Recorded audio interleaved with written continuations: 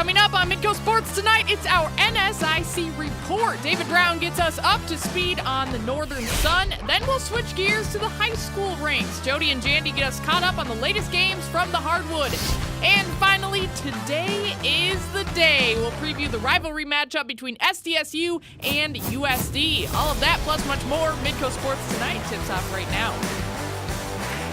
Good evening. Happy Showdown Series Day, everyone. Also, happy Wednesday. I'm Kelly Stewart. This is Midco Sports Tonight, and it is exactly 1 month until the start of our coverage for the NSIC tournament in Sioux Falls. So, we're breaking down where things currently stand with David Brown. Lots to talk about. Lots to talk about. Put the Showdown Series on hold to talk NSIC just for the moment. There are plenty of exciting things, but one of them, a career performance from USF sophomore Mariah Szymanski. 43 points against Concordia St. Paul. That's a lot. So what stuck out the most to you in that one? Well, obviously, besides the 43 points themselves, it was the efficiency from the field and Mariah Szymanski getting those 43. 14 of 20 from the field, 9 of 10 from beyond the arc. It's just one of those games where you're in the zone and nothing can really take you out of it. She was hitting from all over the floor, and her teammates were feeding off that energy, giving the ball to the hot hand. And what makes it even more amazing is this. As a sophomore, before that 43-point effort on Saturday, Szymanski had only scored more than 20 points once before in her entire career. And before that game, she was not even among the top 40 NSIC scorers this season. It may be a once-in-a-lifetime performance, but keep this in mind, Kelly. Szymanski comes from Pulaski High School near Green Bay, Wisconsin. She is that school's all-time scoring record, not just in girls' hoops, boys' hoops as well. She obliterated both records, the all-time scoring record, period, for her at Pulaski High School. Maybe, just maybe, this 43-point game can springboard her into being one of the NSIC's best scorers down the line. But for now, she can at least be content with having the second greatest game in conference history. Highest scoring game in NSIC history on the women's side was 44. She was one off of it that came back in the 1980s, but still 43 points in one game. Obviously an incredible accomplishment for Mariah Szymanski. Oh, Wisconsin Hoopers, they just know how to score it. I guess you would know something about that. I mean, I guess I never went off for 43. What was your career high? 19. Close. So, not quite. Anyways, congratulations to her. But let's move to teams right now. We talked about the individual players. Which women's team would you say had the best win from the weekend? I think it's Augustana, and it's their win over Minot State on Saturday. I know the Warriors have kind of been struggling lately. They've now lost 4 in a row. But heading into that game, they were second in the South Division behind Augie. The Vikings, of course, lost their first game of the season, the entire season, last weekend at Minnesota State Moorhead. They bounced back with a win last Saturday at Northern State and Aberdeen, and then they carried it over to this recent 2-game homestand against Upper Iowa and Winona State. The Warriors game, to me, however, shows how the Vikings aren't going to become complacent. They knew it was an opponent near them in the standings, but they had to take care of them to accomplish their larger goals, and they stayed true to who they were. 4 players in double figures against Winona State, 6 players in double figures against Upper Iowa the Friday before. This is an unselfish, efficient team. I was talking with some of their coaches this weekend about that loss to MSU Moorhead. They gave full credit to the Dragons. They didn't take anything away from them, but they also said they themselves played their worst first half of the season, played even with MSUM in the second half, but it wasn't enough. In some ways, having that one loss kind of removes the pressure a little bit of that perfect season, but it also served to remind them kind of how quickly a special season can go awry. So to get back on track and beat some really good teams, Northern State on the road, and then this past weekend beating Winona State at home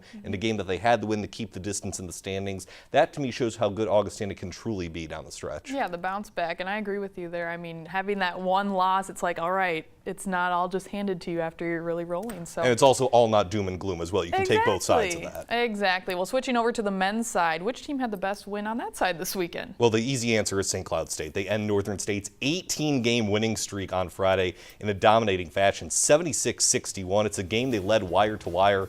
And the Huskies are a team that kind of quietly is becoming a real threat on the men's side. 13-6 overall, 9-4 in conference play. But 2 of those 4 losses were by 2 points. So St. Cloud State has the capability to compete with anybody, and they're getting help in a variety of different ways. Gabe Davis, the preseason player of the year in the North Division, kind of finding his groove again. He's been in and out of the lineup for various things. John Avercamp, the NSIC's North Division player of the week this week, also finding his stride as one of the more underrated players in the conference, averaging more than 20 points a game. This is a team that plays hard, solid basketball. They're not a 3-point shooting team, but they're efficient, and they pride themselves on defense. Even though they're one of the worst 3-point shooting teams in the conference, they're 14th out of 16 NSIC teams. they're top 4 in scoring. So what that tells me is they're disciplined, they're focused, and they rarely take bad shots. That combined with a top 3 scoring defense honestly makes the Huskies very scary come tournament time, and obviously this win over Northern State is going to get people's attention even more. Yeah, that's huge. That really shifts the momentum in their favor, so that's good for the Huskies. But meanwhile, David, what men's team would maybe like a mulligan on the weekend? Even though they split their games, I would say it's Minot State. Until this weekend, the Beavers had only 2 losses in conference play. Both of them were to Northern State, which is perfectly understandable since Northern State's the best team in the NSIC.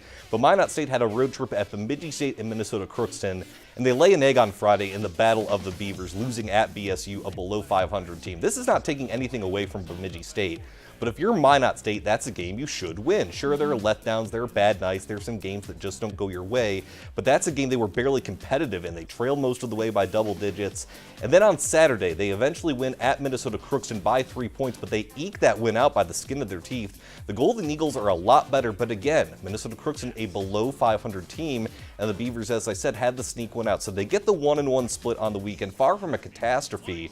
But based on the standard they've set this year, I bet no one on that team is happy right now. They're in the midst of possibly the greatest hoop season in that school's history.